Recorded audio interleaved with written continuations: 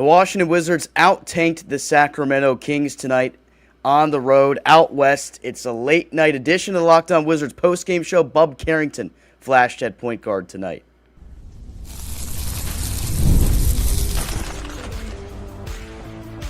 You are Locked On Wizards, your daily Washington Wizards podcast, part of the Locked On Podcast Network. Your team every day. DC family, you are locked on to the Washington Wizards, where you're part of our family. We thank you for making Locked On Wizards your first listen every single day. We're part of the Locked On Podcast Network, where it's your team, free and available every single day. Today's episode is brought to you by FanDuel. Fridays between 6 to 7:30 p.m. Eastern is NBA Happy Hour. Download the FanDuel app and get in on the action. Alongside the DC sports content creating Savannah Abdullah Ayubi, I'm Ben Strober, and I cover the Washington Wizards for Roundtable IO. Up here late night for you, 128 to 115. The Wizards out-tanked the Sacramento Kings. They fall tonight, and they officially are tied for the least amount of wins, I should say, in the NBA, with still 10 wins. The Wizards have now lost 5 games in a row, all of those by double digits. Tonight was an interesting one, AB, to say the least. Yeah, tank bowl, and I love the chippiness at the end because it goes to show that these young guys aren't taking jack from anyone in the league, and they came back and fought back. This Sacramento team was leading by 21 at one point. It was very ugly early on, but the Wiz kids fought back. Trey Johnson tonight been 18 points, 2 rebounds, 4 assists, 1 steal, 1 block, no free throws. He is impressing me night by night. Bub Carrington, 11 points, 2 rebounds, 9 assists, 2 steals. This Wiz squad, day by day, when you see these types of performances, give you optimism going into next season when you eventually land a top 4 pick, knocking on wood.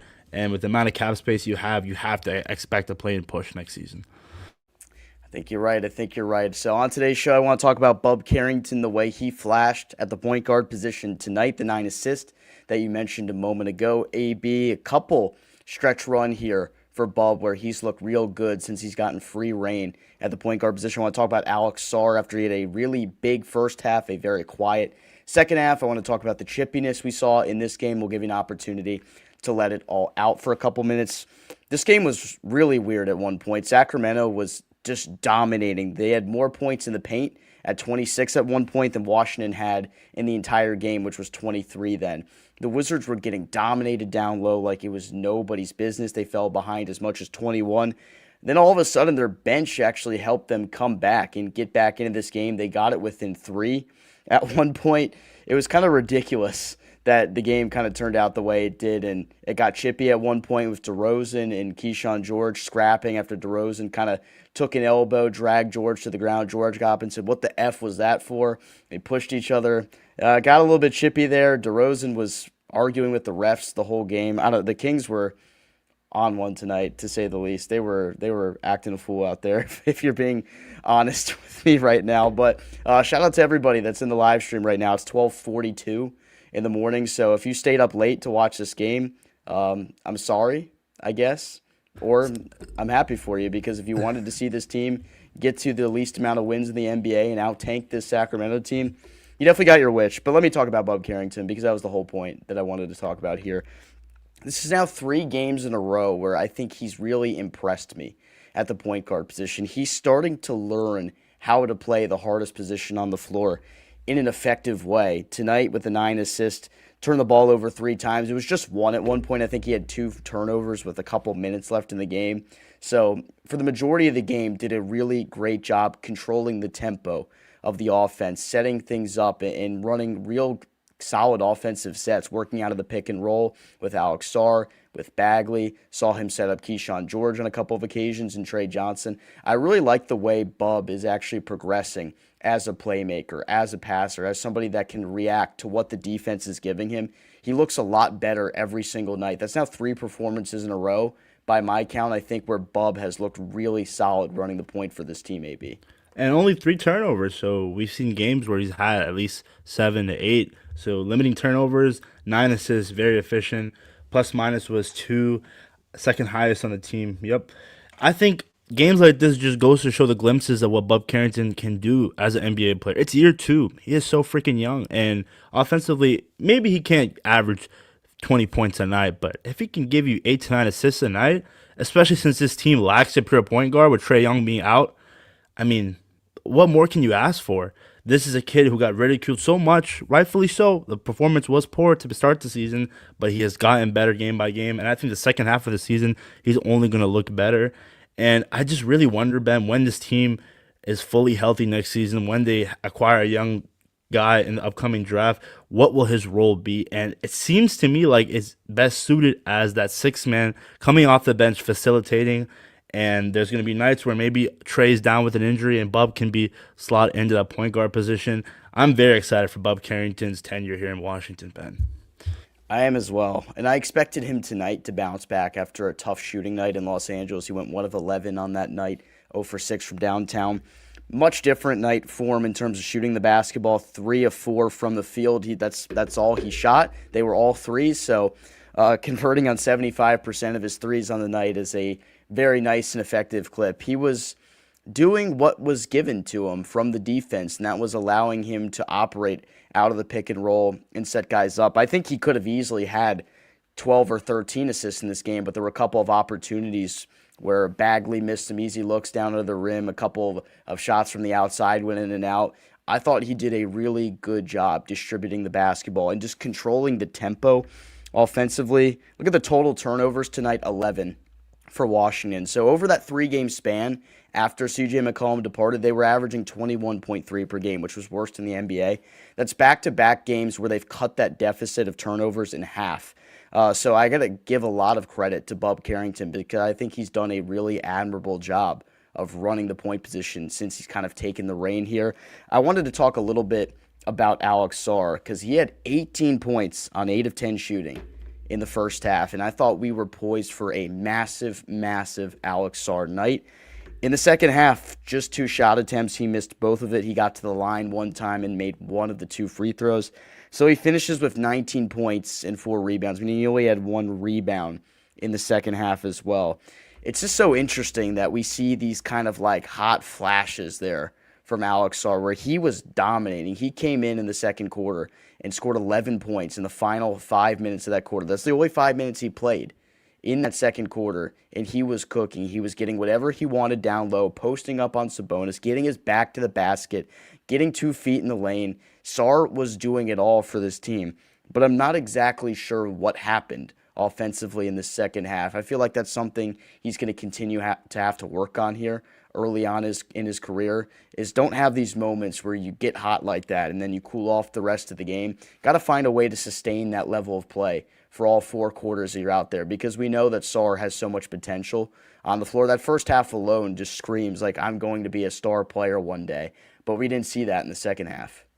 Yeah, honestly, Ben, I couldn't figure out why that was the case, and I think maybe the Kings found a way to limit him in the second half. I want to say Sacramento, Ben, they did not miss. They shot 58% from the field goal range. I mean, that is insane. 48.4% from three-point land. I mean, they were just on fire. It was tough, and I want to go back to the Kings. I mean, the vets trying to bully the young whiz kids. You guys only have 2 wins over us. Like, what are we doing here, Sacramento? But that's besides the case. Yeah, I'm Alex Sarr. It's, again, learning curve. I mean, it's year 2. We've seen performances in games where he dominates, and tonight it was a little concerning to see the second half drop off, but the first half just gave you hope that, man, this kid's going to be real special when he has a healthy point guard throwing him lobs and his ability to not only play offense but defensively.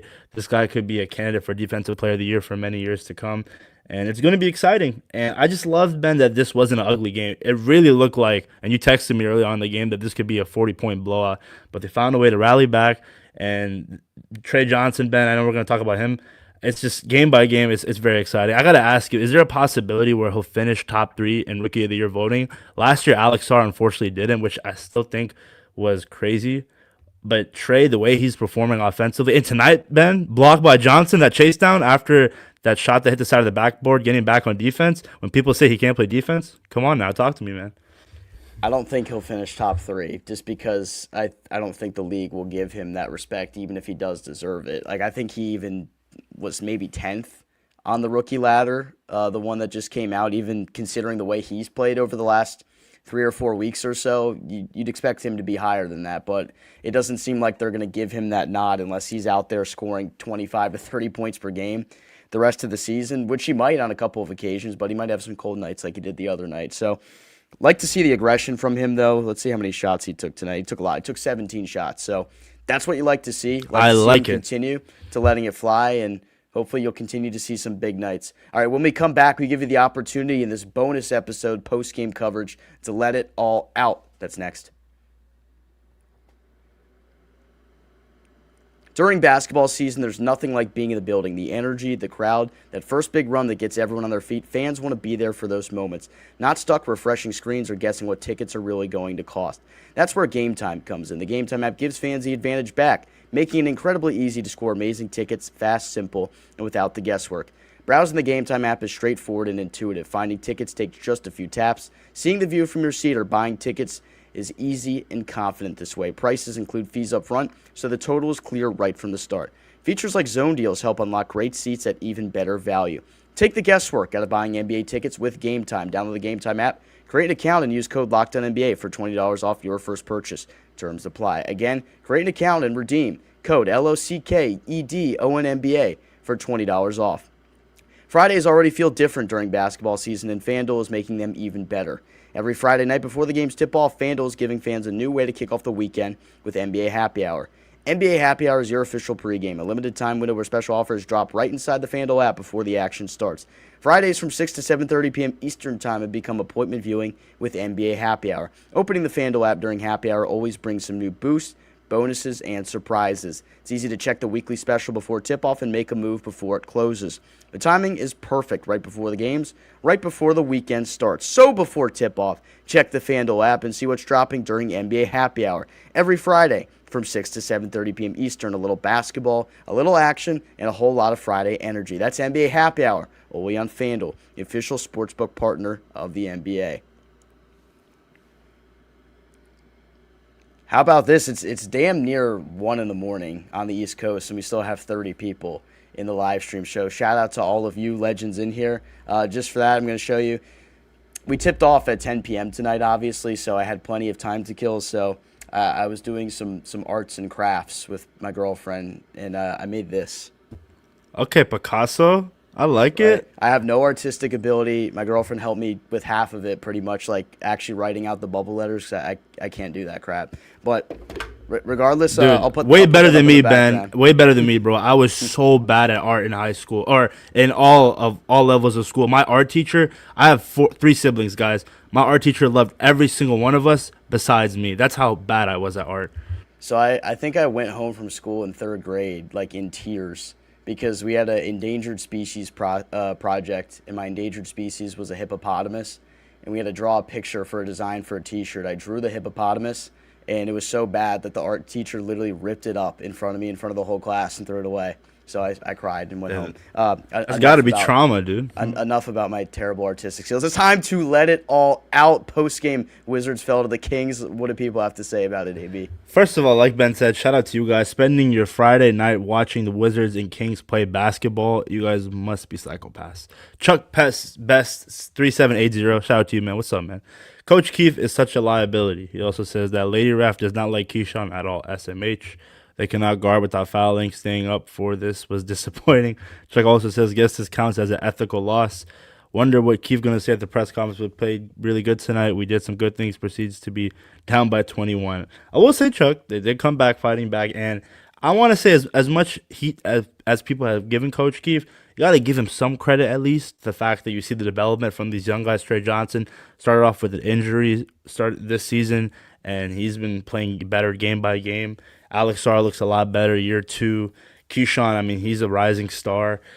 I will say tonight it was a little frustrating to see some of the foul calls that Sacramento was getting, but that's just how it's going to be majority of these nights, especially when you're a young squad that needs to prove your worth. And I think, okay, here we go.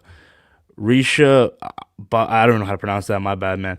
Low key, one of the most fun games of the season. F those dumb King players getting so pressed when they're playing for nothing. I mean, yeah, guys, I said it and I'll say it again. Like, the Kings only have 2 wins above the Wizards, which is good because look at Tankathon standings. I think right now we're worst record in the league, if I'm not mistaken. So you love to see that. And dude, tonight was the first night where I sat down and watched a Kansas game start to finish. Basically, Darren Peterson is one of them once. I've never seen somebody that just made it look so easy in a college game like that. At his position, he did anything he wanted the whole game. If you ever got to sit down and watch some Darren Peterson tape, because he hasn't played a whole lot this year, you got to go do it. This dude is absolutely as advertised and probably then some. He's probably number one on my board right now.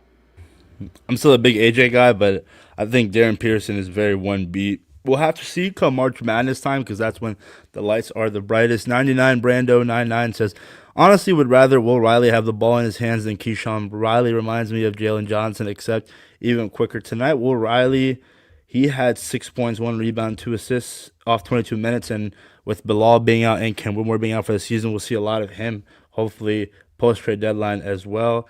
Malachi Branham tonight, 13 points. It was nice to see that. A.J. Johnson got into the mix as well with 4 points and 3 rebounds, 1 steal. Joseph Castren, 7082. What's up, man?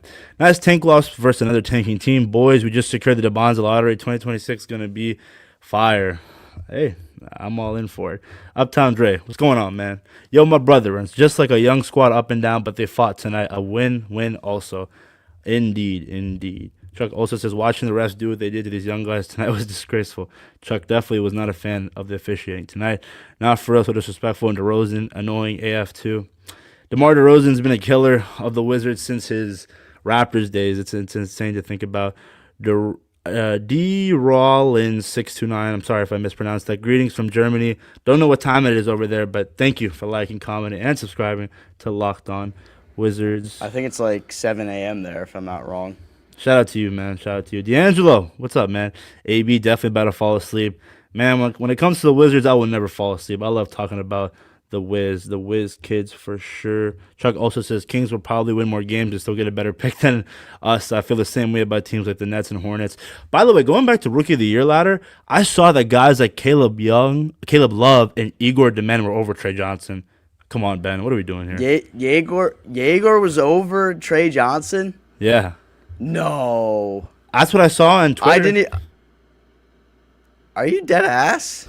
Yeah, I mean, I know Igor Demen had like one good performance recently, but come on, Trey's been... He's done nothing. I think he had a decent performance. He always scores on threes. Hold on, let me see. What did he do? Anything? Yeah, no, I saw that he always scores on threes. I saw that on TikTok.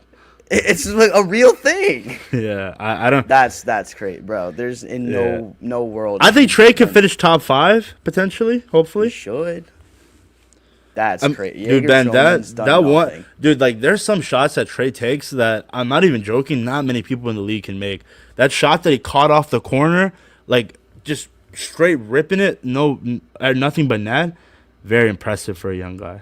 He's unbelievable at that corner shot. I've seen him hit that on a couple of occasions now. He has unbelievable body control. It takes an insane level of hand-eye coordination to be able to catch in one motion and go up in the same realm and then just knock it down like that. No dip in the jumper whatsoever. Has a defender in his face. He is a special talent shooting the basketball. It's unbelievable. This is not even a hot take. I think Trey's going to have a 30-point game this season. Probably in the second half of the season, though. Free Ishmael, what's up, Ish? Trey legacy game coming up Monday against the Clippers. I'm calling it. Would definitely love it. Chuck says, Ben saying dead ass gives me cookout worth. Yes, sir. Yes, sir. As long as we can play young boy. Also, I'll pull up to the cookout. Riley could have had 14 if he made that middle and the 2 corner threes, but it's there. That's not what he's best at. He's a fast version of Keyshawn. Yeah, it's going to take time, guys. And at the end of the day, the Wizards, this is a game that by the end of the season, look back on and say it was a very important loss. Probably. You only play these guys twice. Yeah. And that's one loss right there. And tomorrow, you got your one loss over New Orleans. Tomorrow you play Denver. I mean, I still think even without Jokic, Denver might walk away with like a 20-point win, but we'll see. Denver looks very good right now. Even without Jokic, they've been playing well. Yeah. I still think when Jokic comes back, there should be, even though the Thunder are really good, I think the Nuggets, it's so tough, bro. The West is just so stacked. Bro, I didn't even notice Wemby's bald now. Did you peep that? Yeah, he like beat the Thunder, or they lost to the Thunder for the first time, and then he shaved his head. Well, he went like full monk mode last offseason, didn't he? I think it was in the off season, but I don't remember him shaving his head. It was the off season, but I feel like he just got like crazy regimens. That's why he took so long to come out for his warm up before the game, because I think he has a ridiculously long pregame routine, and I think he has to go through stuff like that because at 7'4.5", 7'5", you have to take care of your body in just a different way, or else you're going to get hurt. And he still has gotten hurt a couple of times because it's just really hard to stay healthy at that size. I still don't think it's concerned yet. Some of my boys were telling me that this might be a long-term thing, but the way he's playing, he's a beast, and I think he'll be just fine. I think he'll be fine as well. Wemby should win multiple MVPs in this league if he stays healthy. Is this our first like late night post-game stream? I guess so, because I wasn't doing the one the other night, but yeah, wow. Yeah, so we appreciate all the love we've seen in the comments right here from Chuck and Risha as well. Appreciate everybody that joined the live tonight. It's bonus content, so we got to get out of here in a second. The Wizards dropped this one back in action tomorrow, but let us know how you're feeling after the Washington Wizards out-tank the Sacramento Kings. Let us know how you're feeling about Bub Carrington and his development at the point guard position. That'll do it today for Locked On Wizards bonus coverage post-game show. For your first listen, we thank you for making that Locked On Wizards every single day. Probably your second time today for a lot of you guys, so we appreciate the dedication, the commitment from all of you listening as well. For my co-host, Abdullah Ayubi, I'm Ben Strober, DC Family. Get some sleep, you crazy people. Yeah.